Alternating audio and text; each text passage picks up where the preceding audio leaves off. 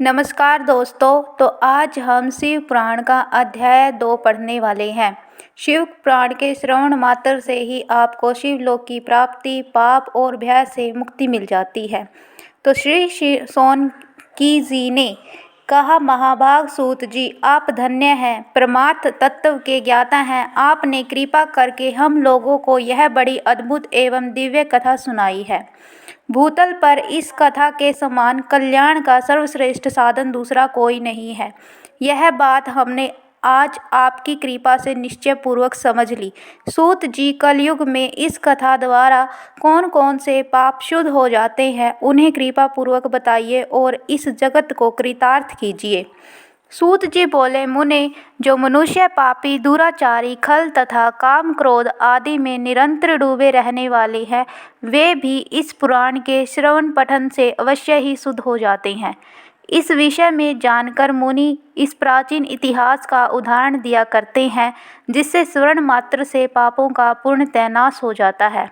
पहले की बात है, कहीं की रातों के नगर में एक ब्राह्मण रहता था, जो ज्ञान में अत्यंत दुर्लभ, दरिद्र और रस बेचने वाला तथा वैदिक धर्म से विमुख था। वह स्नान, संध्या आदि कर्मों से भ्रष्ट हो गया था और वैश्यवृत्ति में तत्पर रहता था। उसका नाम था देवराज। वह अपने ऊपर विश्वास करने वाले लोगों को ठगा करता था। उसने ब्राह्मणों, क्षत्रियों, वैश्यों, शूद्रों तथा दूसरों को भी अनेक बहानों से मारकर उनका धन हड़प लिया था, परंतु उस पापी का थोड़ा सा भी धन कभी धर्म के काम में नहीं लगा था। वह वैश्यगामी तथा सब प्रकार से आचार भ्रष्ट था। एक दिन घूमता घामता वह देव योग से प्रतिष्ठापुर में जहाँ पहुँचा, वहाँ उसने एक शिवालय देखा जहाँ बहुत से साधु महात्मा एकत्र हो गए थे। देवराज उस शिवालय में ठहर गया, किंतु वहाँ उसने ब्राह्मणों को ज्वर आ गया।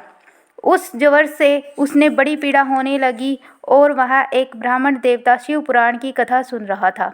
बुखार में पड़ा हुआ देवराज ब्राह्मण के मुखार बिंद से निकली हुई उस शिव कथा का निरंतर सुनता रहा और 1 मास बाद वह अपने बुखार से अत्यंत पीड़ित होकर वहां से चल बसा।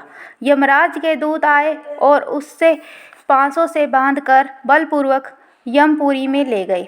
इतने में ही शिवलोक से भगवान शिव पार्षदगण आ गए और उन्होंने गौर अंग कर्पूर के समान उज्ज्वल थे, हाथ त्रिशूल से सुशोभित हो रहे थे।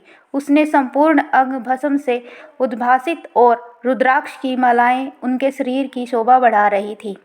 वे सब के सब क्रोधपूर्वक यमपुरी में गए और यमराज के दूतों को मार पीट कर बारंबार धमकाकर उन्होंने देवराज को उनके चंगुल से छुड़ा लिया और अत्यंत अद्भुत विमान पूर्वक बिठाकर जब वे शिवदूत कैलाश जाने को उदित हुए, उस समय यमपुरी में बड़ा भारी कोलाहल मच गया।